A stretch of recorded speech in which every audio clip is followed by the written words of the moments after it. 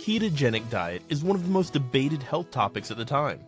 With my medical background, I'm going to explore the benefits, mechanism, and the side effects of the ketogenic diet. This is Tiny Medicine, and you're at the right place to learn about the ketogenic diet. First, I want you to know what a ketogenic diet is. A ketogenic diet is high in fat, moderate in proteins, and low in carbohydrates. Most ketogenic diet plans recommend having 70% of your calories as fat, 25% from protein, and only 5% from carbs. Yes, you heard it right, only 5% from carbs. Carbohydrates are important because they are absorbed as glucose after the digestion. Glucose is utilized in the mitochondria of cells to produce energy in the form of ATP. Ketogenic diet restricts carbohydrates. Then how can we generate ATP? Good question. When there's a lack of glucose, the body breaks down the stored fat and produces another type of molecule called ketone bodies. These ketone bodies can be utilized to generate energy in the form of ATP. When the ketone bodies accumulate in the body, it's called ketosis. Too much of ketone bodies can be very fatal, so you'll have to be very careful to maintain the ketone bodies at a non-toxic level. We'll get to that later. Right, so what can you eat on a keto diet? You can eat a larger amount of high-fat foods, such as avocado, cheese, butter, egg yolk, and bacon, and a moderate amount of protein, such as fish, meat, egg white, and poultry.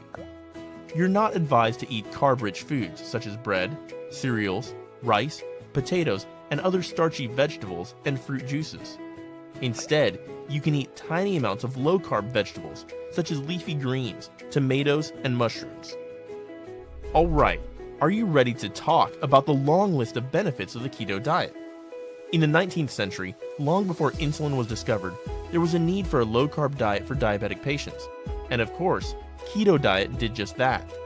And in 1920, keto diet was introduced to epileptic patients in whom anti-epileptic medications were not effective. The ketogenic diet is also being used in closely monitored settings for cancer, polycystic ovary syndrome, and acne. Doctors and scientists are still conducting researches to find the exact mechanism for these beneficial effects. One hypothesis is that low-carb ketogenic meals lower the insulin levels in the body. Since insulin is a growth-stimulating hormone, its absence can slow down cancer, polycystic ovarian syndrome, and acne breakouts.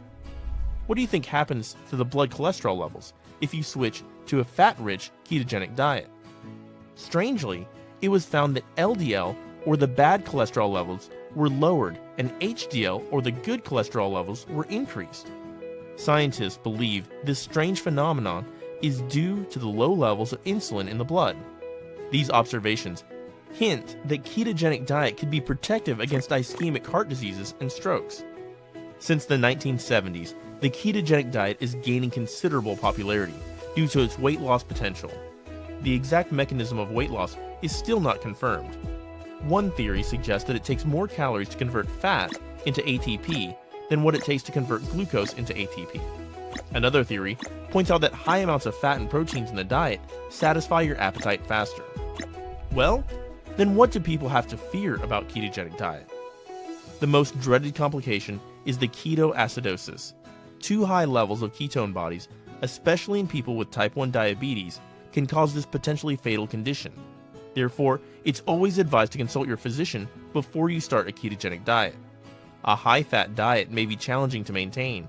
You might develop symptoms of carbohydrate restriction like hunger, fatigue, irritability, constipation, headache, and brain fog. As long-term side effects, you could increase the risk of developing osteoporosis and renal stones.